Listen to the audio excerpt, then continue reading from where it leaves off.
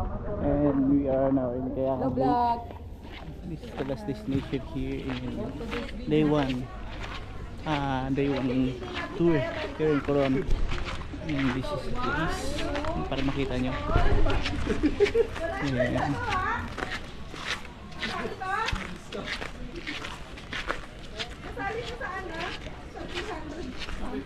Pila siya o.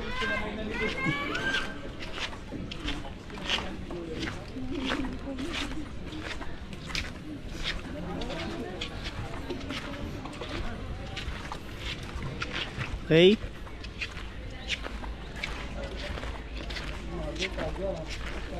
This for your line.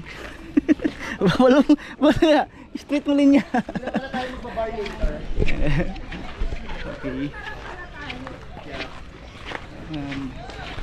Kapit ganda ng mga rock formation dito sa Coron. Ayan. Nakapalibot niyan. And sabi ni Kuya is aakyat tayo ng 200 last step, tapos bababa tayo 100 step para mapuntahan yung lake. Kaya nga